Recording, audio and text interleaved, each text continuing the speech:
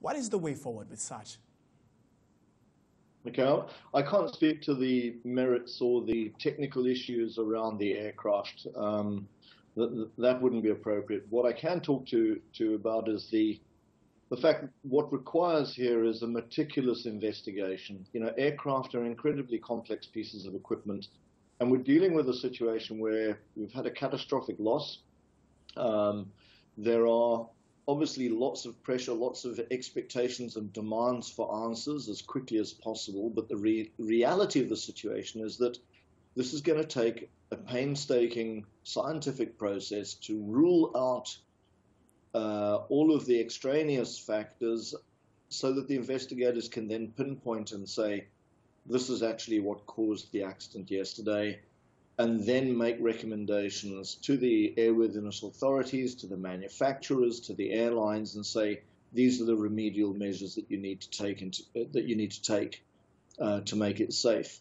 So what this means is that the authorities, and because this happened in Ethiopia under international aviation law, the country where the accident took place assumes the responsibility for leading the investigation.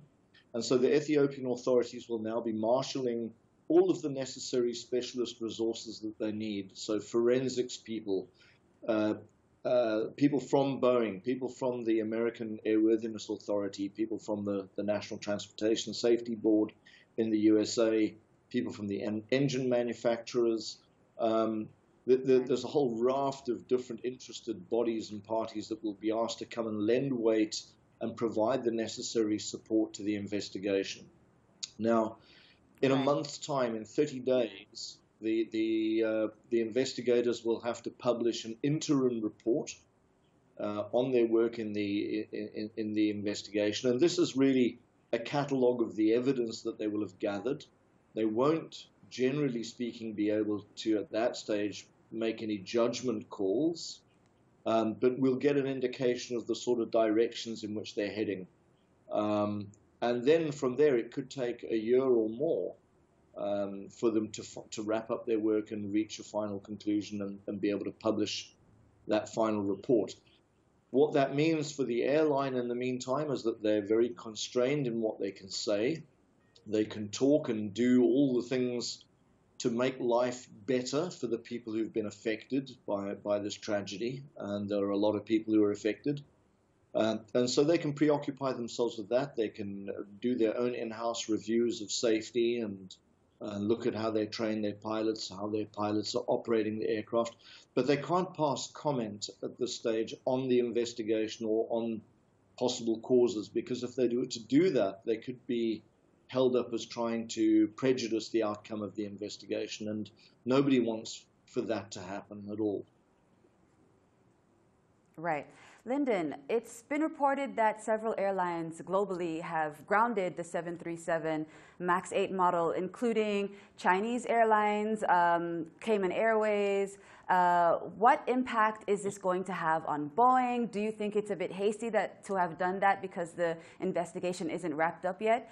What do you think of this? Look, again, I don't want to pass comment on what it would mean for Boeing, but you know, I think people generally, it's understandable that people will react the way they have. Nobody wants to take a chance or risk further loss of life until it's clear exactly, you know, where the issues are and what the cause may have been of yesterday's accident. But, you know, in the same way, aviation is incredibly safe, and aviation in Africa has been remarkably safe over the last 3 years. We've had an unprecedented period of safety on the continent. This obviously is a reminder that nobody should be complacent, and we need to keep our eyes on the ball. But in the same way, you know, if you have a particular make of car that's involved in accidents on the road, do you necessarily pull them all off the road just because, you know, the accidents may involve all sorts of different causes? So I think one's got to be very careful about making rash decisions. Let's not forget that aviation is the most regulated from a safety point of view, most regulated mode of transport in the world. There's an enormous amount of money that's invested into making sure that aircraft are designed and built to be safe. Nobody builds an aircraft with the intention of making it dangerous.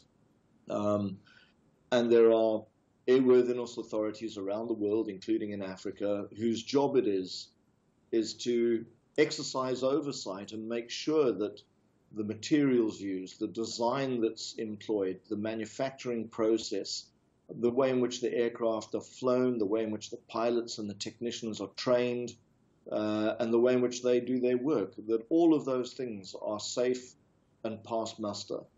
And we don't get that in other forms of transport to the same level of detail and the same regularity of insight. Remember, every aircraft is also subject to numerous ongoing inspections and maintenance, as are the pilots and as are the technicians. Right.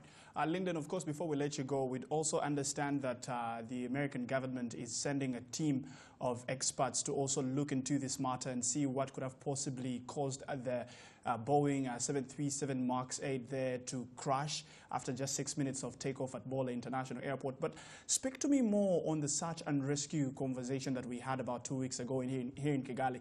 Do you think there could have been maybe a response if it was readily available? Could lives have been saved in a way or another?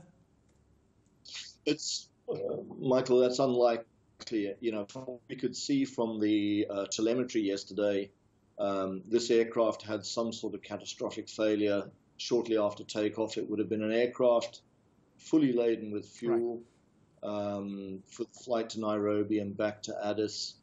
So, you know, we're not talking about an aircraft that's fallen into the ocean and that may have been semi-intact. This is an aircraft that clearly had a devastating impact, and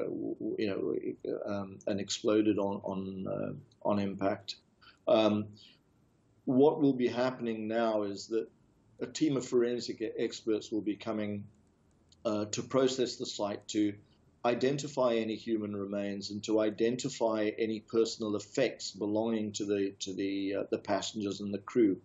And that's necessary for two reasons. First of all, obviously the families who are affected want to make sure that they can bury their loved ones and give them the necessary customary or religious services that go along with that. And it's important that we don't have cross-contamination. You know, the families expect the remains of their loved ones to be treated with dignity and respect, and they want to make sure that the remains they receive are, in fact, those of their loved ones. So that has to take place. But equally important, the remains and also the personal effects could actually also hold evidence and clues as to what actually caused the accident.